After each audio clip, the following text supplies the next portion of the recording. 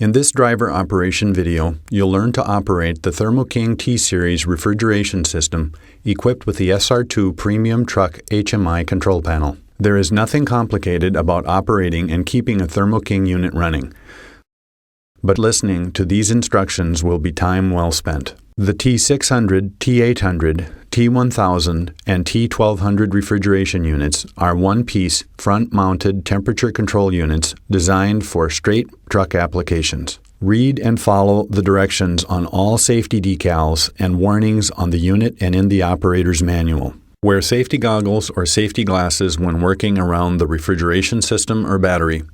Refrigerant or battery acid can cause permanent damage if it comes in contact with your eyes. Keep hands and loose-fitting clothing clear of fans and belts at all times when the unit is operating. The unit may start at any time when the controller is turned on. The control display lights up when the controller is turned on, and the warning buzzer sounds any time the unit is about to start. Units equipped with electric standby may start at any time when the unit is connected to live electric power and the controller is turned on. Be sure to press the off key to turn the controller off before opening doors or inspecting any part of the unit.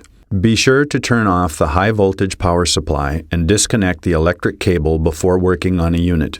Units with electric standby present a potential electric hazard. A 3-cylinder diesel engine powers these units. Model 30 units operate on diesel power alone, while Model 50 units can operate on diesel or with an electric motor using an external electric power source. The Premium Human-Machine Interface, or HMI control panel, is typically located in the truck cab for driver operation. The HMI communicates with the base controller to provide unit operating information and to operate the refrigeration unit. The SR2 Premium Truck HMI control panel consists of a display panel and 8 touch-sensitive keys. 4 dedicated or hard keys are used to turn the unit on, turn the unit off, initiate defrost, and lock out high speed. 4 soft keys are located below the display panel. The function of these keys change depending on the operation being performed. If a soft key is available for use, the current key function will be indicated directly above the key on the display screen. The functions of these features will be described in better detail later. Turn the unit on by pressing the on key and turn the unit off by pressing the off key. When the on key is pressed, the display briefly shows the Thermo King logo as the display initializes. The on key must be held down until the Thermo King logo appears. If the on key is not held down long enough, approximately 1/2 second, the display may flicker but the unit will not start up. If this occurs, hold the on key down until the Thermo King logo appears. In colder ambient temperatures, it may take up to 15 seconds for the display to appear on initial startup. The startup screen will be displayed while communications are established and the unit prepares for operation. When the unit is ready to start, the HMI control panel will display the diesel engine start screen or the electric motor start screen, and the preheat buzzer will sound before the unit starts. When the unit is running, the standard display appears. Pressing the off key stops unit operation. The unit shuts down immediately and the display briefly shows the power down message. The display briefly shows off and then goes blank. To start the unit again, press the on key. The standard display is the default display that appears if no other display function is selected. The standard display shows box temperature and set point. The cycle sentry icon in the upper right corner of the display shows that the unit is operating in cycle sentry mode. If the cycle sentry icon is not present, the unit is operating in continuous run mode. The down pointing arrow indicates that the unit is cooling. An up pointing arrow indicates that the unit is heating. Pressing the left soft key allows the user to change the set point, and pressing the right soft key accesses the main menu. The other 2 soft keys access the gauges menu and the sensors menu. To adjust set point temperature from the standard display, press the set point soft key. The set point display appears. The plus and minus soft keys are used to increase or decrease the set point until the desired set point is shown. Select either yes or no to confirm or cancel the set point change. If no is pressed, the display will briefly show set point not changed and return to the standard display. The standard display will show the old set point. If yes is pressed, the display briefly shows programming new set point, please wait. The display then confirms the new set point for several seconds. The display then returns to the standard display showing the new set point. If either yes or no is not pressed within 10 seconds, the set point will return to the old set point and alarm code 127, set point not entered, will be registered to indicate that the set point change was started but not completed. To operate a Model 50 unit on electric power, the electric standby option must be enabled.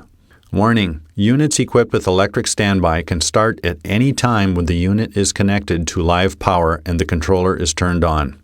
Always turn the electric power supply off when handling, connecting, or disconnecting high voltage cords. Always inspect the power cord before connecting it to the unit and to the electric power supply. Make sure it is clean, undamaged, and dry.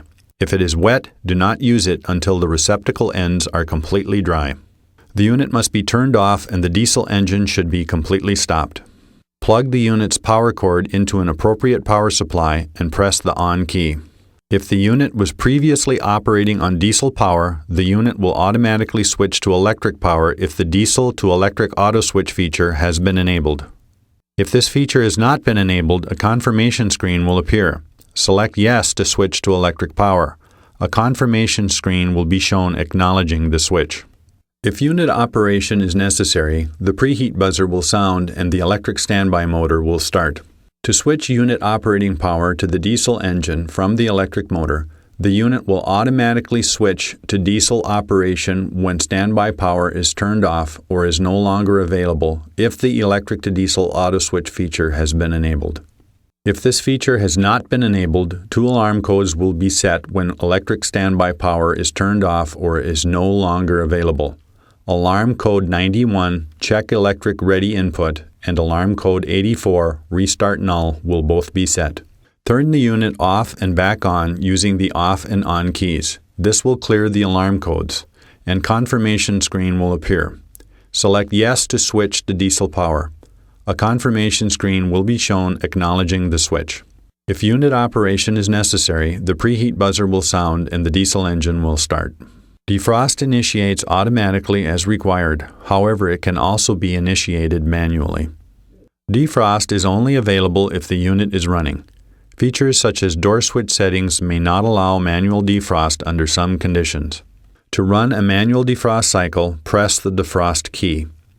If defrost is available, the display will briefly show defrost, programming defrost, please wait, and defrost started.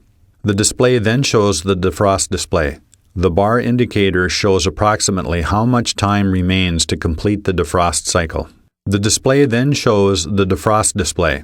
The bar indicator shows approximately how much time remains to complete the defrost cycle. The defrost cycle terminates automatically. Defrost can also be terminated by turning the unit off and back on. If the high-speed lockout feature is enabled and turned on, the unit will run only in low speed until the high-speed lockout feature is turned off or the high-speed lockout timer is exceeded. This feature is typically used in noise-sensitive areas to reduce unit engine noise. If high-speed lockout mode is selected, the high-speed inhibit timeout feature may be enabled to return the unit to normal operation after a set time period has expired. This prevents unintended extended operation with high-speed operation locked out. If necessary, to return the high-speed lockout mode, press the high-speed lockout key again. The high-speed lockout key is a toggle. If high speed is currently allowed, then pressing the high-speed lockout key will disable high-speed operation. Pressing the high-speed lockout key again will allow high-speed operation. The display will briefly show programming high-speed lockout. Please wait. The change is confirmed by briefly displaying high-speed lockout active or high-speed lockout inactive. The display will then return to the standard display. If high-speed lockout is turned on, the message high-speed lockout active will be shown at the top of the display. The high-speed lockout key is only used when the unit is operating in diesel mode. The high-speed lockout key does not have any effect in electric mode operation. The gauges key allows the operator to view the unit gauges. To access the gauges menu, press the gauges key from the standard display. The first gauge display will appear. Press the next and back keys to scroll through the gauges. Press the lock key to lock the selected gauge on the display.